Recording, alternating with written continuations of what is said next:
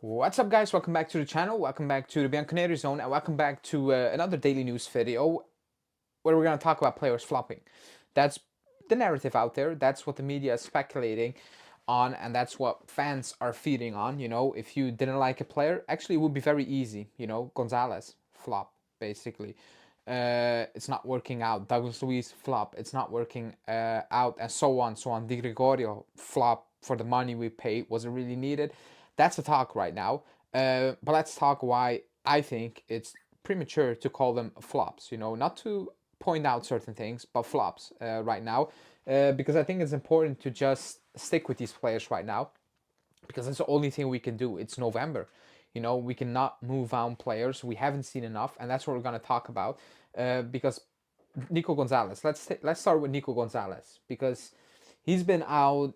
I don't know how long he's out, but he's probably missed about 10, 11 games, probably. Let's see, when against Leipzig. So that's about 10 games, probably 11 with the Torino game, if I'm correct. So that's a lot of games. That's a lot of games. The context is that we played a lot of games in that period. That's why it's a lot of games. But he's missing those games. Now, why I am not, I'm disappointed, I will say that, but not as angry is because before we signed him, I knew about his injury record. We knew about his injury record. So I cannot really get angry about that when it comes to him. It's like, yeah, that's who he kind of is. So it's pointless for me to talk about it because I knew that when he came on. And actually, if you watch the channel, I talked about it before we signed him. I'm like, it's a lot of money. I don't think he's worth that money. And actually, he is a bit of an injury-prone player. I get the numbers. I get the Serie A proven thing and all, and so on. However, I thought there were more iffy things than spot on, bang on.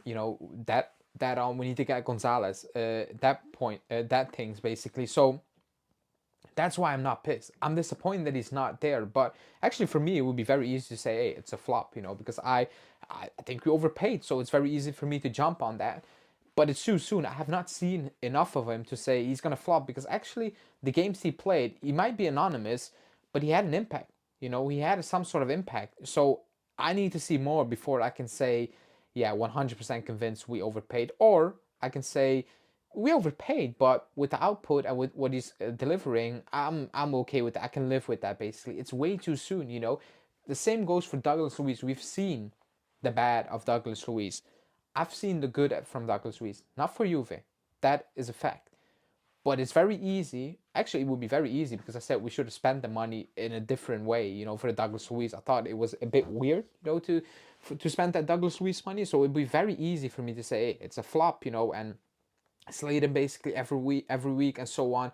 But it's way too soon to do that. On top of that, we're gonna need these players. We're gonna need these players throughout the season, and he's gonna need to perform. Douglas Luiz, he's gonna need to fit the scheme. Motta's gonna need to find a way to, get him going, obviously. But it also needs to come from himself. It's not just Thiago Motta. Oh, you need to get Douglas Luiz back on track.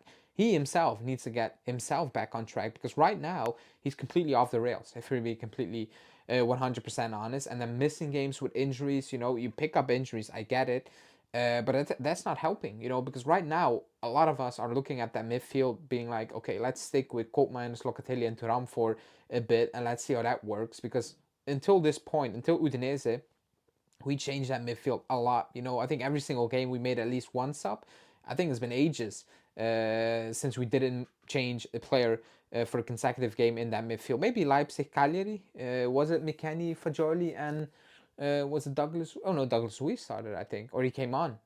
So maybe that was the other game as well. But usually we do not stick with that midfield. So for Douglas Luiz, it's gonna be more difficult to get back into the team or get into the team. Period. Not back, but it's on him. And I will base my opinion on the next period. Will he perform? Will he step up? Will he deliver? Will he work hard? Is it not just kind of nonchalant and it's like whatever happens, happens? Is he going to get working to get back into the squad?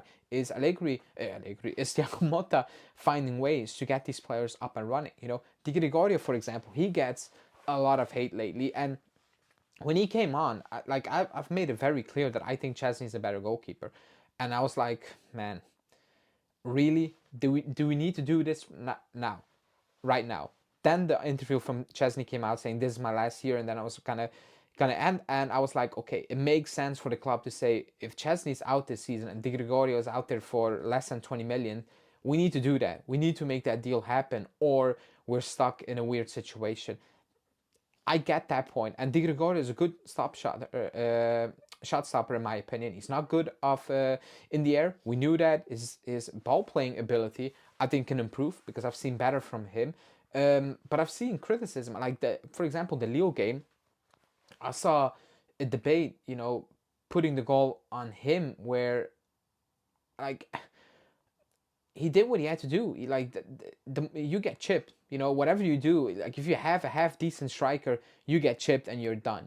If you are 1-on-1 in that situation against Buffon and he saves that, I'm like, fair play.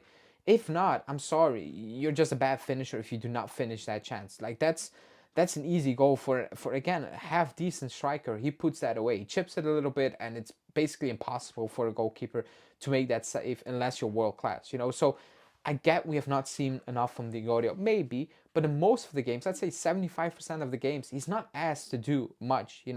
Against Inter, he kept us in the game. And you can say he was to blame for the Mkhitaryan one. I'm gonna say, well, the backline was to blame because they gave him time and space. He could have took a shot twice, Mkhitaryan. So there are a lot of question marks with players. I agree because we've not seen enough. I get it.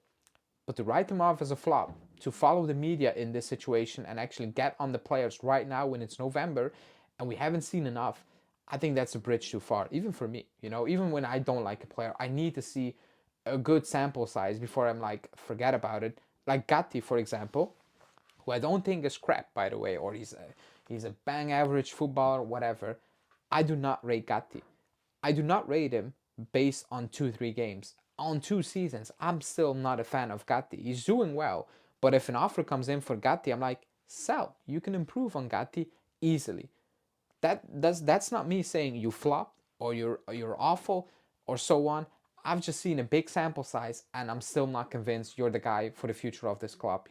As a starter. So that's one thing. But I needed multiple games. I needed time. I needed like actually time to make up my mind, not right now. What is it, 3 months of football, with missing 1 month and so on. So let's see, maybe it's hope that these players need to deliver. I think they will come good, not some, maybe not to the extent we all have hope for. Koopmeiners, for example, he's definitely not playing at a high level right now, but I'm not writing him off because I've seen the high level. And come on, like we need to we cannot sign all these players and all of them do not perform. Like then at one point I'm like, okay, what is happening? Because this is a consistent team. They were all good at the respectable club and now they're not good at all. Like then something is up. So that's a thing we can talk about in the near future. But right now, the only thing we can do is just wait, back them, call out the things that are not good, talk about you need to improve this and this, and then see where it leads. But at the start of November, to say players already flopped, especially the new ones, I think that's a bridge too far in my opinion. I'm not going to go do that with the media. So yeah, let me know in the comments what you think. Is it too soon to call a player a flop, or are you like, nah, it's not too soon and yeah, some are just a flop. But I think that's just purely based on your opinion when we sign that player rather than what we've seen so far. But let me know, and I will speak to you guys tonight. Preview Torino, the last one before the international break. A big game, important game, and yeah, we will talk about that later tonight.